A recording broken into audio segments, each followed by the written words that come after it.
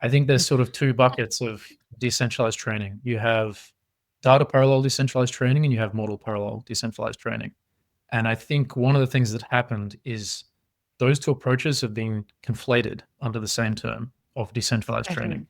And my view is that, data parallel decentralized training, this was a known thing. If you look in the federated learning literature, there's people who've been doing this for 10, 20 years. There's a range of methods there about how you can approach communication efficient training in that setting. And it's model parallel that is the real challenge. That's the thing that I think today I really want to emphasize how non-consensus it is. No one thinks that's feasible.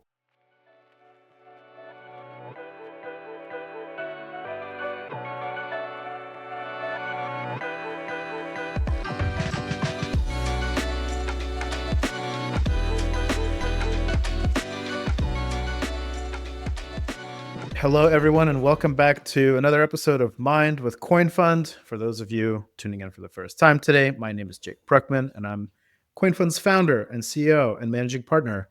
And we're going to keep the intro short. It's just me hosting today's episode, but this is a conversation I'm really looking forward to having. If you've been a long-time listener of this podcast, then you know that we've been discussing decentralized training in depth. Decentralized training, a non-consensus approach to training, has sparked a wide debate among AI developers, researchers, and investors. But in the past month, with the rise of open source AI app DeepSeek, the idea that open source AI, which is starting to perform as well as frontier models, or almost as well as frontier models, is starting to become more of a reality. And with that said, we're really excited to have two, you might say, experts in this field on the show today. Please welcome CoinFund portfolio company Pluralis research founder Alexander Long and Topology Ventures founder and managing partner Casey Caruso to the show today. Alex and Casey, great to have you here. How's it going? Good. Thanks for having me on. Awesome. Do you want to, I know I gave you like a super terse introduction. Casey, do you want to give a little intro to yourself so people know you a little bit better? I'll do 30 seconds. Yeah, my name's Casey. I'm the founder of Topology Ventures. It's a frontier tech venture firm, and we invest in traditional AI, traditional frontier tech, as well as crypto and the intersection of crypto and AI. So things like Alex. Awesome. And then Alex, do you want to say a few more words about your background and how you came to Web3 AI? Sure. So my background is all trad AI. Before Pluralis, I was working for Amazon as an applied scientist. I was working with a bunch of my colleagues who are now at Pluralis with me. And then before Amazon, I did my PhD on reinforcement learning and non-parametric external memory and deep learning. Awesome. Welcome, guys. All right. So let me just start by getting out of the way the thing that we always ask guests on the show, which is what's that one thing in crypto that nobody is talking about, but more people should be paying attention to? Why don't we start with Casey? I don't know if this is a cop-out answer, but it's got to be decentralized training. I mean, that's what we're here to talk about today. And I feel like there really is this belief. And I feel that because I was first a non-believer and I've been convinced that most people are where I am right now. We're just saying it's never going to work. And I think it really might. So, yeah. Wow. Okay. We have to talk more about that. But first, let's go to Alex for his answer. Yeah, that might be shocking, but I agree with Casey on this one. I think training is very interesting. Surprise. Okay, guys. So I think we are establishing that decentralized training is a contrarian position. Casey, can you say more about that? Like, why don't people like this idea? Or Yeah. People don't like this idea because they think that basically the communication overhead and getting it to work is too high. And what that means is, like, for people, I don't know how technical this audience is, Jake, but basically for people who are less technical, when you're training a model, you need to do something called gradient descent. And what that does is basically minimize the loss function, where like weights or parameters are optimized, where the predictions are as close as possible to what they're trying to accurately predict. And so that process is really hard. And gradient descent takes a lot of work. And if you decentralize that, the belief is that you can't do it basically efficiently enough for it to be worth it. That's like a very high level overview of what we're talking about today, but I'm curious if you both agree with that distillation of the issue. What do you I mean, think, I Alex? can go right into the hot takes here, right? I think there's sort of two buckets of decentralized training. You have data parallel decentralized training, and you have model parallel decentralized training. And I think one of the things that happened is those two approaches have been conflated under the same term of decentralized training. And my view is that, data parallel decentralized training, this was a known thing. If you look in the federated learning literature, there's people who've been doing this for 10, 20 years. There's a range of methods there about how you can approach communication efficient training in that setting. And it's model parallel that is the real challenge. That's the thing that I think today I really want to emphasize how non-consensus it is. No one thinks that's feasible. Alex, maybe it would be helpful, like, if you could just do like one sentence functionally on like what is data parallel and what are the limitations of it and what is model parallel. Yeah. So if to step back and set the scene, in data parallel, when we're training the model, we're putting copies of the entire weight set on each node. So if you have 10 participants, they're each getting a copy of this model. They're doing a forward pass. They're computing a loss. They're computing a backward pass. And then on some time interval, they're sharing those gradients they've calculated. And there's a synchronization step. That's the data parallel setting. In the model parallel setting, you're splitting the model itself.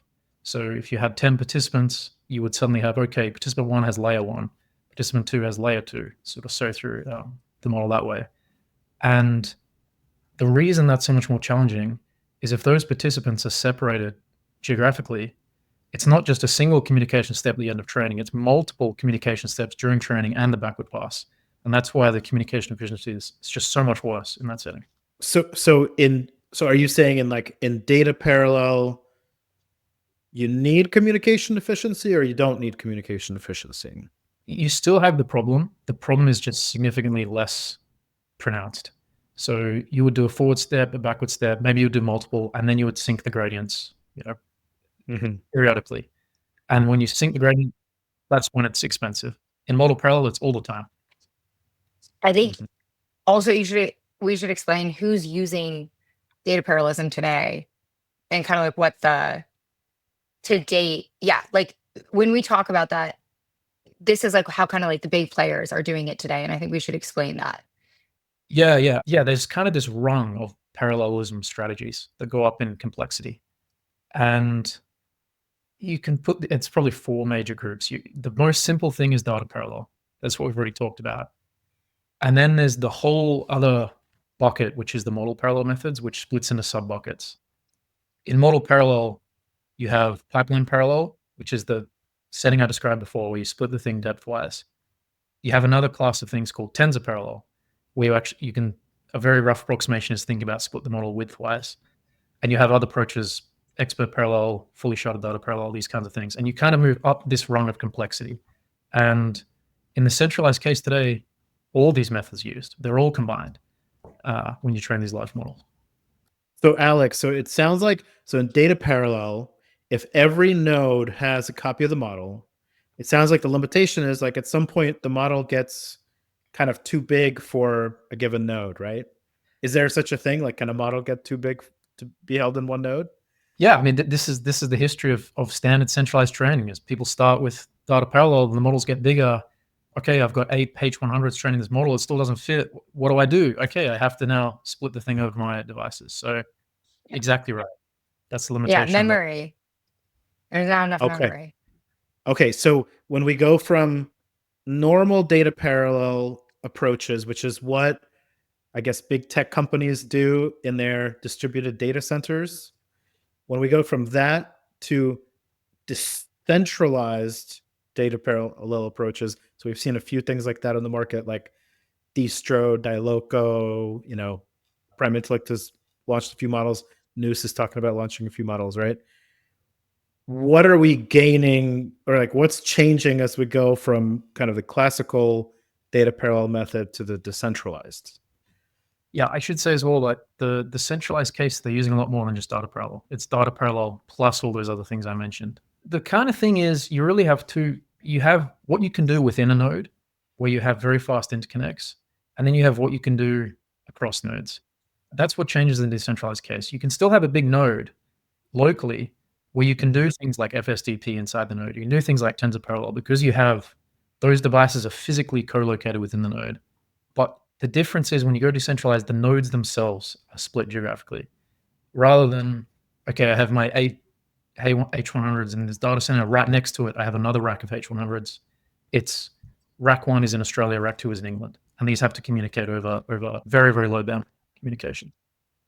So, Casey, when you were saying that like a lot of people in your position, your colleagues, your investment colleagues, when they're not believing in these kind of more decentralized approaches, is that simply because they have never heard of Diloco and Distro or some of the things that Alex is talking about, or they don't think that those things serve the purpose that they think they should serve, or how do what's causing them to be skeptical?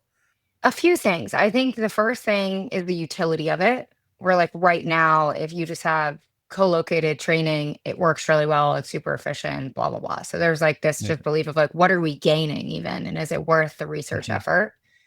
And then I think the other thing is like what Alex is doing is not what everyone else is doing. Like he's not just trying to, like leverage either pipeline parallelization or tensor parallelization. It's not just that. Like the other part is keeping the weights in a way that not every node has all the weights. Like that's a really, really important part of this.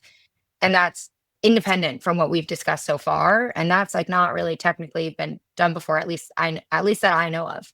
And that is actually like to me the unlock on what happens after, or like what again the use cases are of this decentralized training. Because for a while, the reason I was skeptical is that's where I was stuck. I was like, I don't really believe that this market is going to march towards this because it's not efficient. And I do believe that markets generally march towards efficiency. But if there's a high enough value proposition, then markets change. And so does that make sense, Jake? Absolutely. I mean, it makes me think of, like, just to get back to our roots here a little bit, it makes me think of Bitcoin. I remember like a lot of people saying, well, like, why would you want to use this type of money or this type of asset?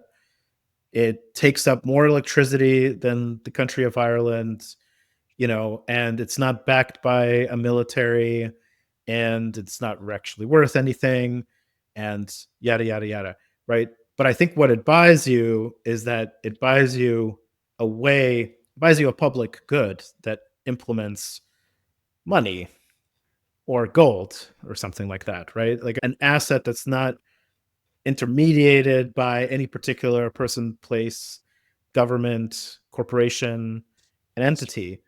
And so then maybe to your point, Casey, like the question is that worth doing in the case of AI training? Like, do we want to have a public good and rails by which people can go and train AI models in the same way that Bitcoin is not intermediated in a non-intermediated way? Right. So what do you guys think is the answer to that question? Alex? I mean, I think it's really obviously clearly yes. And the question is just, can we do that? Right? If we had a way to actually train these things in collaborative swarms, if we had a way to sort of reduce this dependency on the megacorps releasing these strong base models, I don't think there'd be anyone who would say, oh, that would be completely pointless or that's not useful. To me, all the risk is can we do that? That's what has to work today. Otherwise, we're stuck in this situation where you don't have open source AI today. Today, you have AI that is dependent on the megacorps sort of being benevolent and releasing strong weight sets. The question in my head is, if there's no Llama 4 or if there's no DeepSeek V4, if these people decide, oh, we're going to stop releasing these models, what does anyone do? There's no way to collaboratively train a big model. There's no strong guarantee of a strong base model. So I think it's less of a like, is this useful? It's more of a we have to get this to work. Mm-hmm. I just wanted to clarify, like I completely agree with Alex said, but just for people who are less familiar with this, basically what Alex is trying to say is like right now open source is on the, held up by Meta, and like in some other players now, right? But like if that support stopped, we'd be kind of screwed. And then, like these developers don't have the resources to train these models, obviously, like the amount of capital. And DeepSeek, we'll get into this, like DeepSeek is starting to challenge us. The environment is changing really rapidly, but in general, I mean, like devs can't just spin this shit up. So we're in a tricky situation. Wait, I want to say one more thing too, which is that I do think like this conversation isn't just for crypto. I think decentralized training is really relevant for traditional AI too. And a lot of my traditional AI friends, like this is the only part of crypto AI that they're not like running out of the room about. They actually want to have this conversation because they think it's really interesting. And Topology backs this company called Central Access, and what they're doing is doing like software optimization for data centers. And they estimate that 30 to 40% of the cost of running a data center is basically like cooling and keeping the infrastructure in place to do what it needs to do. And if we move towards decentralized training, that entire OpEx would be lightened by a order of magnitude. I mean, maybe even go close to zero. And so I guess I do want to talk about the crypto part. And I also think independent of crypto, this could be huge for AI. Very nice. There's I could go in like 3 different directions right now. But before I do that or do one of those 3 directions, I have one more question for Alex about model parallel, if that's okay.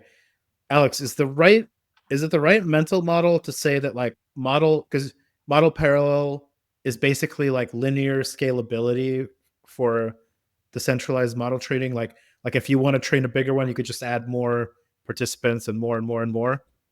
Yeah. If we're talking specifically about pipeline parallel, which is one of the sub buckets in the model parallel sort of group, yeah, you can just keep adding devices and you can make the model arbitrarily deep. Okay, nice. All right, so we talked about DeepSeek. We talked about how Web3 AI might be actually solving real problems for AI in general, which I love that topic. There's a lot to cover there.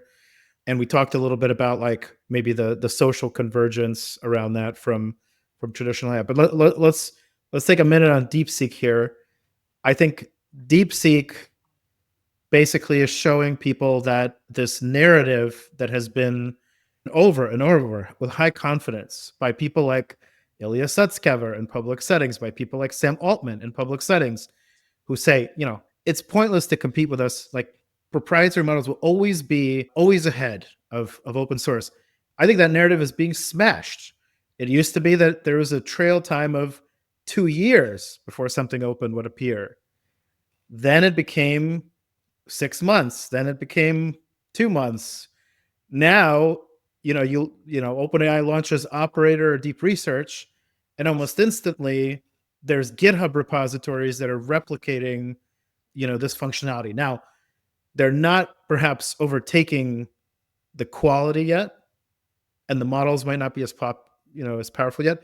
But what DeepSeek is showing is that an open model is essentially on the cusp of overtaking it. And in another couple of years, hey, maybe like OpenAI is going to have to follow up a week later with something, right? Like, versus something open. But what are your guys' thoughts on that? Like, how good is actually DeepSeek, and is it overtaking proprietary stuff? Am I making this up, or what do you think? I mean, it's definitely inferior to O1. I think it's really good. The team's really strong. Obviously, the things they've done are really good, but it's not better than O1.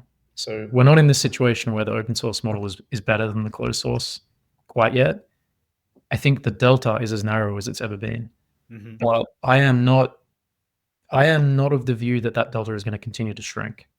My view is that this is probably much more a temporary situation. And I would say immediately right now, there are people that are doing R1 style training with 10 times the compute. And if those models end up becoming actually state of the art, or they have, genuine advantage over other closed models, I don't think people would open source those. Wait, Alex, can you expand on why you think the delta is not going to get smaller? I want to hear more about that. I think you have 2 things happening right now. You have this efficiency trend, which happens with every new technology where, okay, there's the prototype, which was GPT-4. It was very expensive. It was very inefficient. And there's now all these ways where you just can make it better and better and better. And it comes down on this exponentially decaying curve. Like you get these huge big wins initially. But you have another curve going on, which is more compute continues to make these models better on logarithmic curves. And so both these things can be true, right? The models get cheaper, but then people just take the same amount of investment they were spending and just 100%.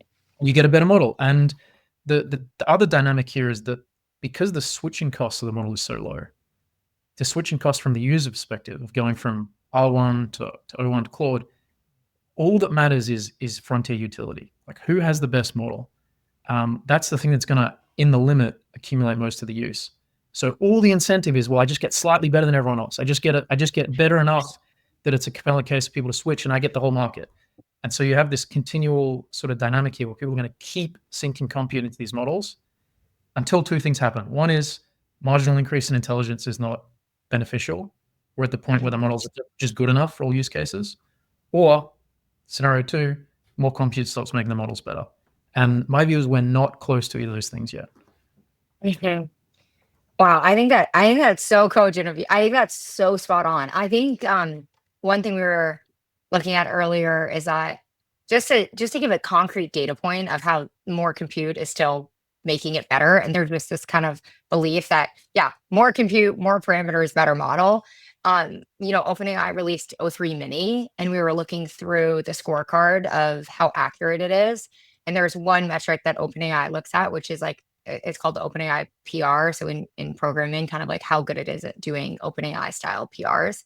It just completely got 0%, the mini model. And so I just think it's funny. It's really good at certain things, but because these smaller models have less params, like they hallucinate more, they're not as good at real world things. And overall, they can be deployed in production, but you just worry because they don't have the context that they need.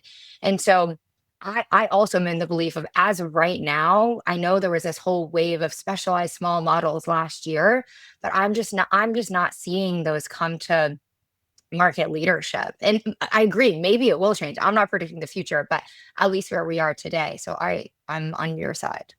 Yeah, and there's another dynamic we should mention here about the small models, which is you can always distill the best small model if you have the best big one. Yeah. So there's no scenario where, in my view, where a small company goes off and they go, well, we've made the best 7 billion model and no one else can touch us. Like, whoever has the best trillion model is going to be able to distill the best 7 billion version. So Yeah. again, right, it all reinforces like the whole game is the strongest base model. That's the whole thing. Yeah, quantization works. Exactly, right, exactly. Well, maybe this would be a good time to ask about, more inference time compute, because as we're seeing some of these things get put into production, really we start turning to agents, and we start turning to kind of how capable they are and chain of thought, right? And is it that, like, the Web3 approach, Alex and Casey, do you guys think it will be competing on the pre-training dimension, on the inference time compute dimension? And maybe we could explain what that is too, more precisely, or both, or maybe there's like a third thing we're not thinking about. Like, what do you think? I mean, I think it's now very clear how the decentralized setting is a lot more feasible in this reasoning model type paradigm. So one of the things I think that's probably going to happen this year is you'll have big collaborative replications of R1 and R1 style runs. And this is just a side effect of those types of models. That type of training is just much more amenable to that setting. So I think you're going to get that. I think you still need strong base models to do that type of post-training. So you don't really solve the core problem in my view. But I think very likely that's going to sort of start to happen. And you can see how it's so appealing, right? All you need is this verifiable reward, and you can just let these things go and you can see how good they get. And I think we're going to see a lot of that. Yeah, Jake, do you want to back up and kind of explain inference time compute, or do you want to? Because I could also double. I want you to do it. All right, you do it. Yeah. So basically, before inference time compute, what you would do is you run inference, call the model, get back a result. That was it. And now there is this new paradigm where we're pushing more compute to inference time. And it's kind of this belief. It's called chain of thought. It's also called thinking. There's a lot of different words that are using to describe this. But basically, like a simple way to think of it is you're giving the model the ability to think more completely. And so you're basically generating a lot of answers, and then you're compressing them and then coming up with like the most answer. Like that's probably the most simple way I could put it without getting too technical. And then what that means, though, is it shifts. There's a lot of repercussions of this because you're shifting the cost to and so there was kind of this belief that inference networks were going to be commoditized because all the compute was spent on training. But now that's kind of being questioned a little bit because of this inference time compute. And I also think that it's important to call out that this like reasoning model, and another word that's kind of used in the same world as reasoning, these new models that OpenAI are releasing are reasoning models, and DeepSeek is a reasoning model. And I think that Alex should explain how DeepSeek went from like V3 to R1 through what is it called, like GRPO, yeah, and how that like because your background's in reinforcement learning, and I'm also like a reinforcement learning pilled girl. I think that we should explain why that breakthrough was so important and simple, like how in the code it's so simple, but it's so effective. Well, I can explain it to you, but I think you should explain it because you're deeper on this. Yeah, I can have a pass. I mean, it's one of those things, right? That as soon as it was published, I think everyone in the field was just like, "That's just so obvious. Why did everyone not do that?" Which is always the case of really, really good things. But okay, stepping back, like how do you train a normal dense LLM? And then let's explain like what does GRPO do different? When you Okay. train a base model normally, you're training it auto-regressively. You are, the thing everyone knows, right? You generate a new token, you check, was that the right token? You have some accumulated loss, and then you do a backprop. And you're doing this for every sort of token in your training corpus. You're learning to mimic text is kind of the key thing. It's the same thing when you do supervised fine tuning. What you do differently with GRPO and sort of reasoning style reinforcement learning, so you generate a full answer. So you don't have these like intermediate gradients coming in from these intermediate tokens. All you care about is my final answer correct or not? Is the destination that this model got to correct? Like yes or no? And you can do it binary, or you can do it with some kind of like soft scoring objective, like how correctly it gets. It sort of depends on the task. And the point is, at that point, you're not doing this big backpropagation step. You're actually constructing this GRPO objective. The way you do it is you then make the model more likely to produce the answer that was right and less likely to produce the answers that were wrong. And you sort of just repeat this process over and over again. The key thing is you've got to have a verifiable reward to do this. You need to know that answer was either right or not. And this is one of the big challenges in that setting now.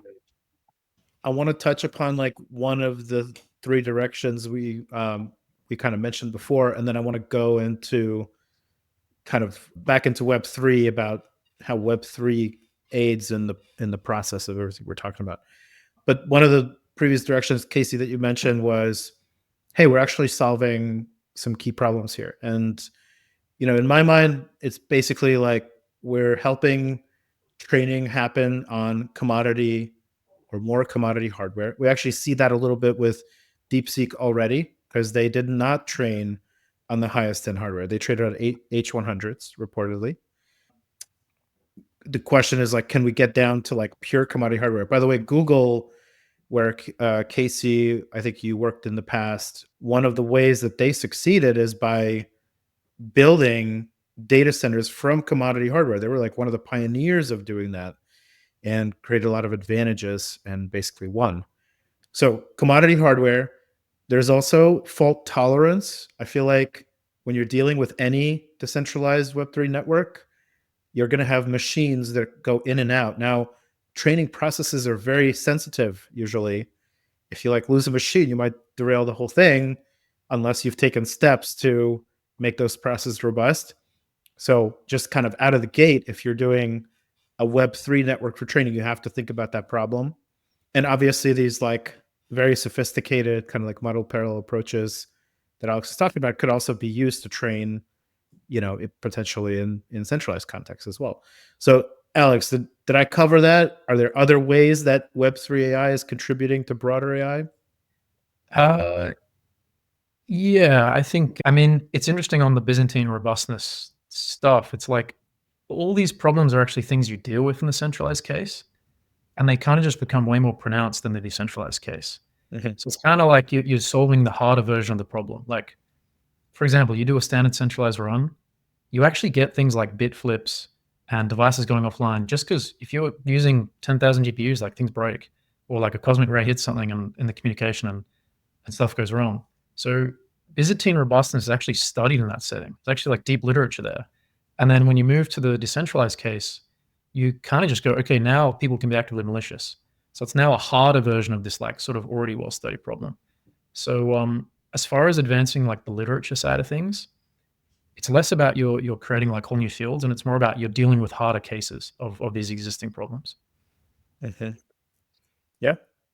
On the topic of kind of nodes misbehaving, there's a whole general concept in Web3 networks, the idea of verifiability, right? So if you're delegating like any task really to a node on a network where you don't know who the operator of that node is, and you're tasking them with some kind of computation on your behalf, like how do you know they're doing it correctly? So there's a lot of approaches to solving this, and especially like over the years, we've had kind of reputation-based approaches. We've had approaches based on people staking some economic value, usually in the form of tokens, and then getting slashed if they misbehave.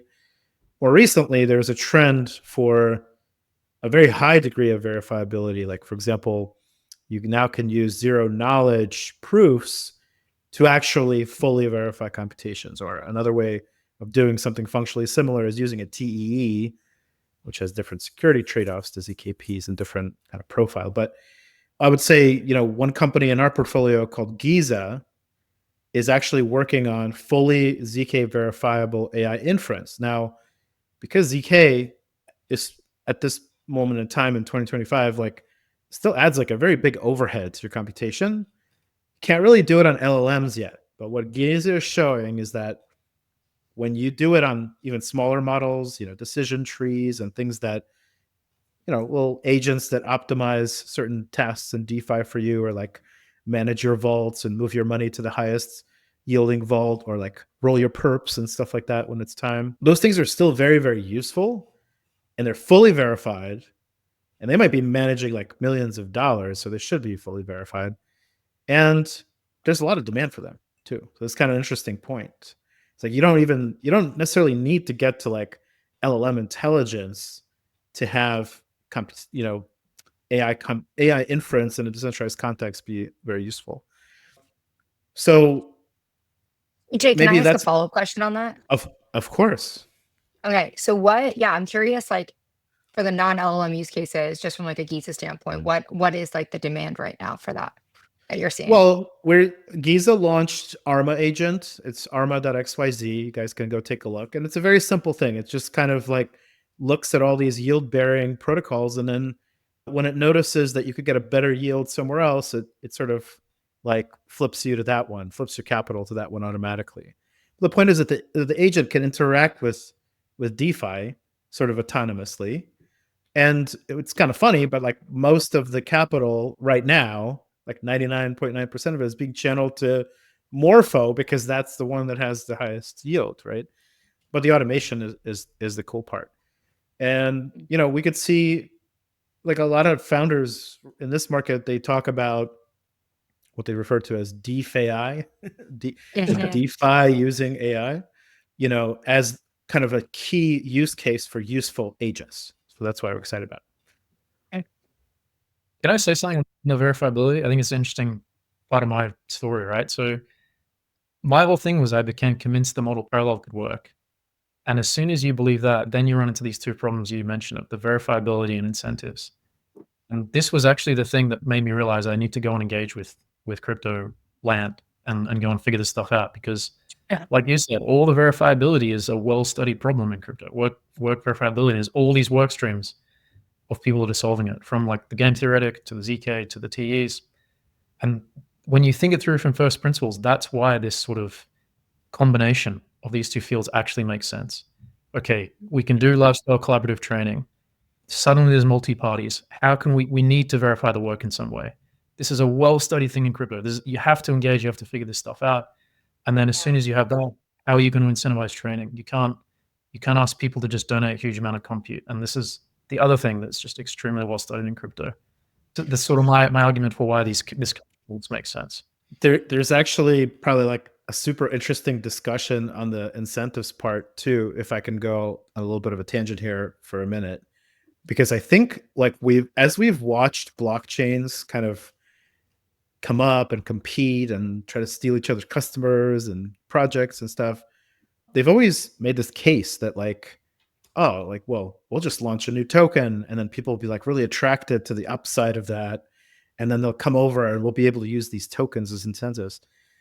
And actually what we're seeing now is that there's such a saturation of, different kinds of blockchains and L1s and L2s and side chains and this kind of chain and that kind of chain.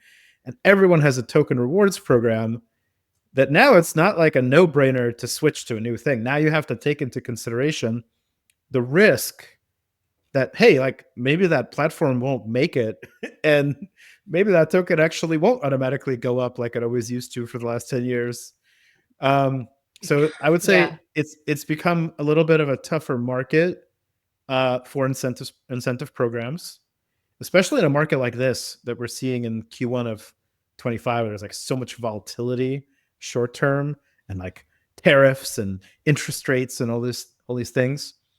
So I don't know. It's going to be interesting. Like there's going to be a new sort of demand for a new kind of rewards program that's really, really good in some way that gets people comfortable. I think that's so spot on, Jake. I think if you look back, one analogy is it was just like these customer acquisition, like CAC programs for a long time, like the cost to acquire a customer. And it has gotten so saturated. And it's only, I think, going to become more saturated with Trump because now there's even less fear around launching tokens. So everyone's going to launch tokens. And so the benefit of it really just being a way to build up a treasury, it's just a lot more precarious than it's ever been before. I want to go back to one thing that Alex said, or like the 2 points that Alex made. I think they're correct. I think this idea that some people are bearish verification and they're like, oh, we don't need it.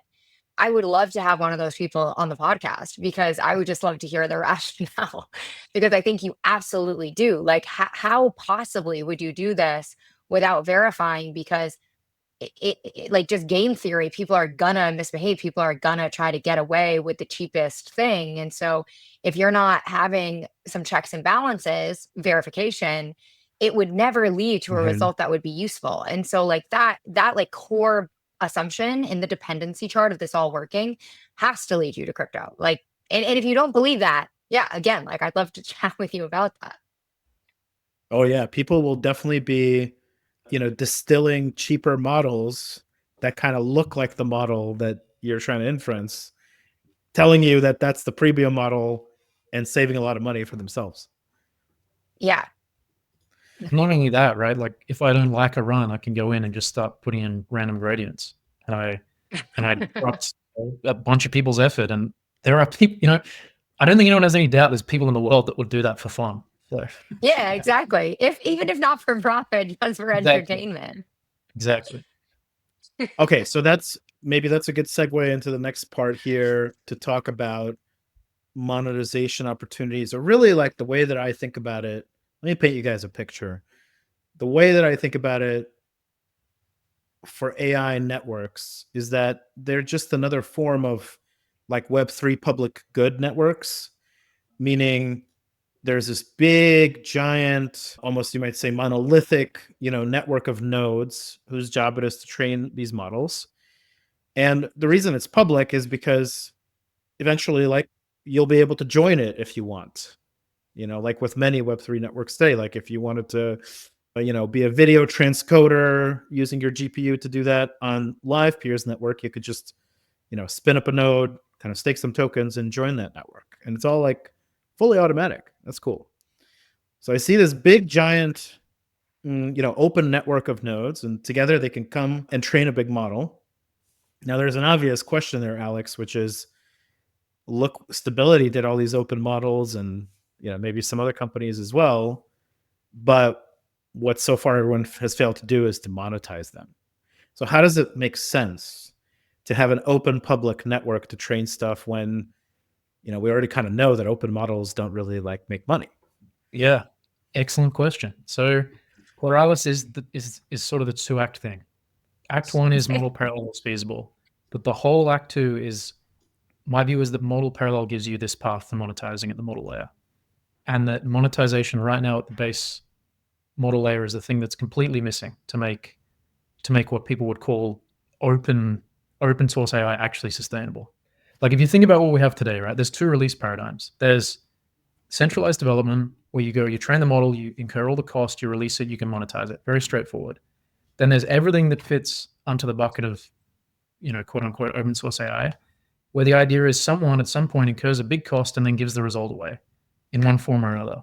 Either it's you give away the weight set, or you give away the weight set plus the training data, or you give away the weight set plus the training data plus the actual competing on board utility. It's very logical why you would compete on openness. But there is no self-sustaining mechanism there. And the big argument for Pluralis is I think you can get all the benefits of open source, this permissionless innovation, this guarantee of access, this sort of rich ecosystem of development while maintaining the ability to monetize a base model. And this is sort of what we're calling this protocol learning framework. It's where development is done in the open, models are trained in this collaborative way, but no one actor can obtain or release the full weight set. And so your terminal state is the model is locked to the protocol. And while you have this like rich ecosystem development, people can go fork it, they can train it. You have this guaranteed ability for someone to access it. People can train the kind of models they want. You actually also have this way for the trainers to recoup their training cost. And this brings like a sustainable economics to this whole domain that to me is completely lacking today. Like we have to have some kind of third alternative like this, or we just retain this dependency on the metas of the world. Mm-hmm. So it's an interesting combination because on the one hand, it's closed because the weights are closed, and that's good because it creates this monetization strategy. And on the other hand, it's more open if you're like open sourcing the setup of the thing, right? Yeah, and my argument would be that is more true to the spirit of open source, where if the data mix is known, if the training hyperparameters are known, if the whole setup is open, I know more about the behavior of that model than I do if someone gives me a weight set with no other information. Anthropic has a nice paper it's called the sleeper agents paper, but it's very clear that you can inject behavior into models that it's very hard to detect with only access to the weight set.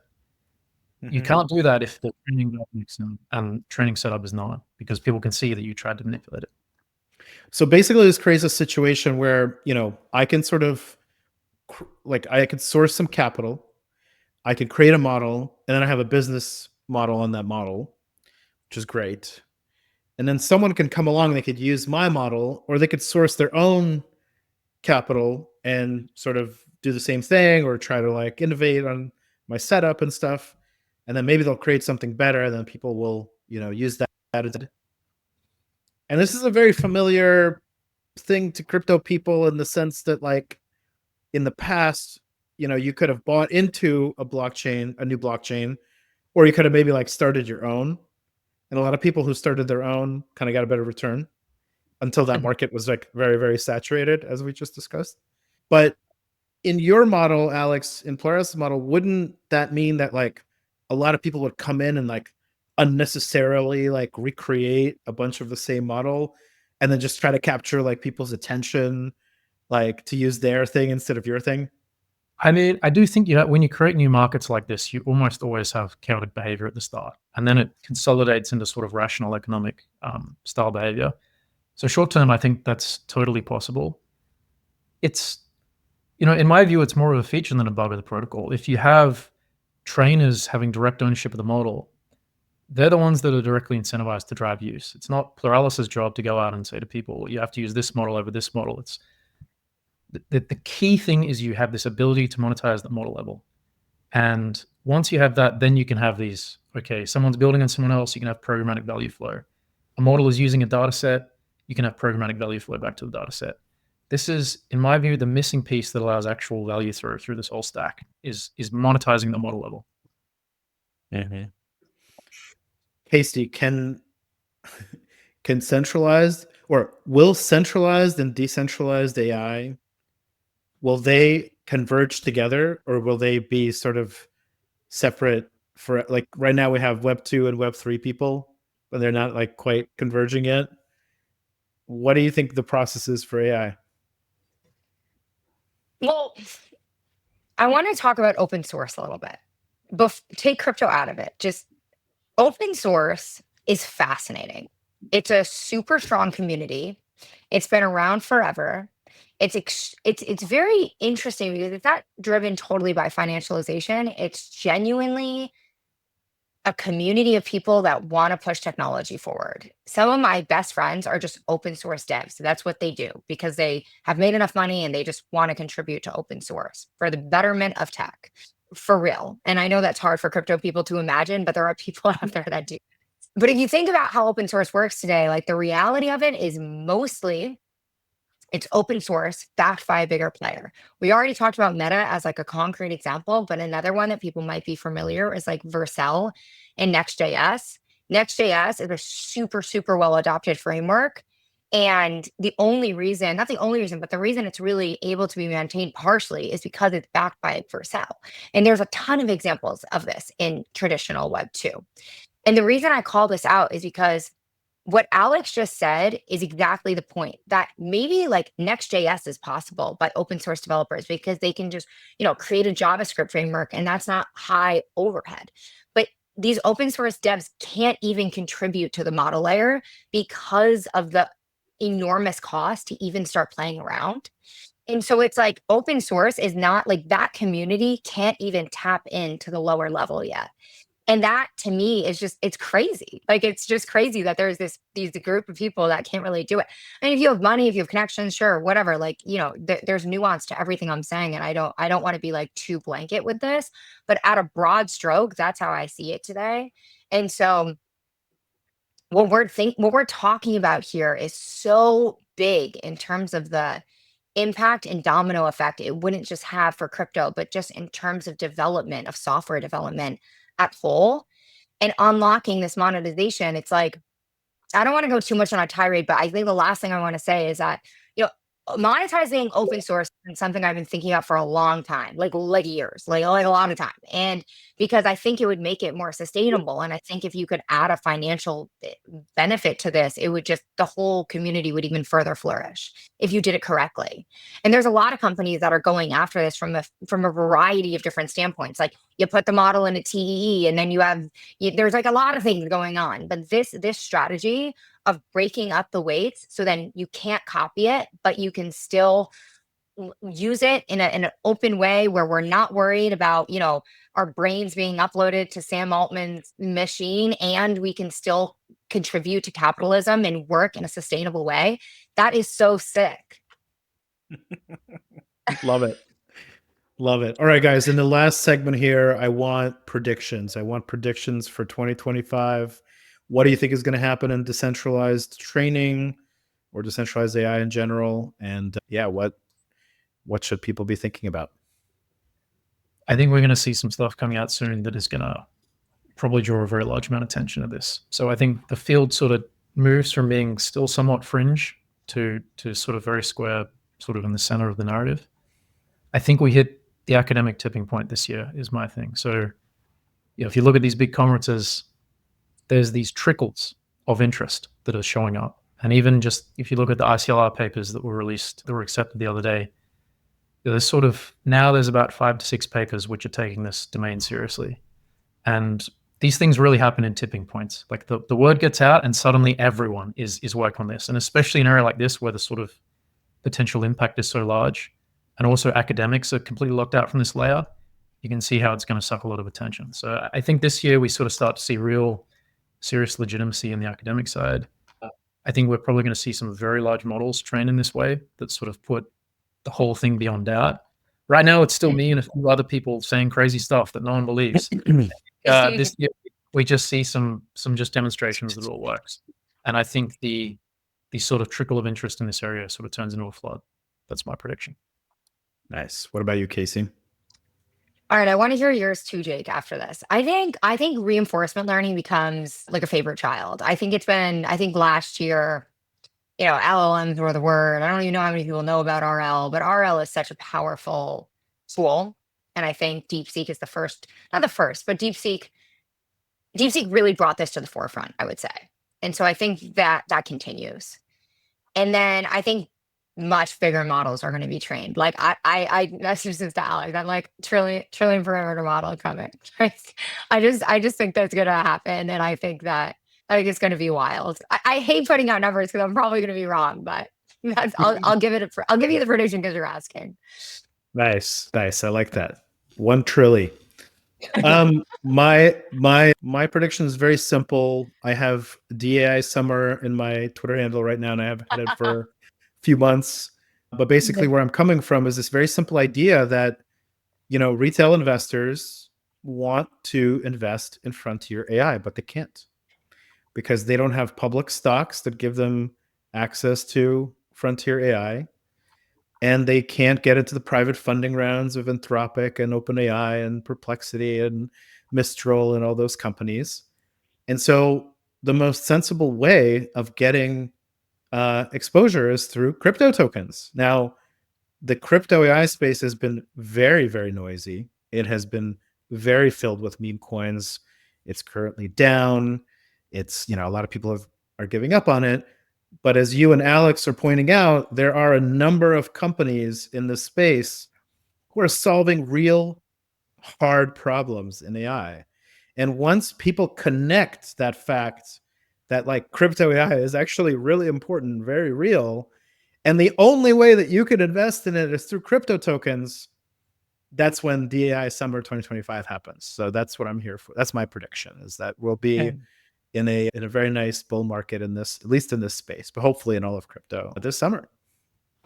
I love that. There's still a lot of research to be done, but I love that. I love it. All right, Alex, Casey, thank you so much for joining us. We really appreciate having you on the show. That was Topology Ventures founder and managing partner, Casey Caruso, and Pluralis research founder, Alex Long. For those of you who tuned in, thank you so much for listening. Let's keep the conversation going. Leave us a review. Let us know what you thought. If you want to follow me on Twitter, at JBrook, JBRUKH, make sure to download this podcast where you get your podcasts, and we'll be back soon to dig deep on ideas of the blockchain space and decentralized trading. Thank you.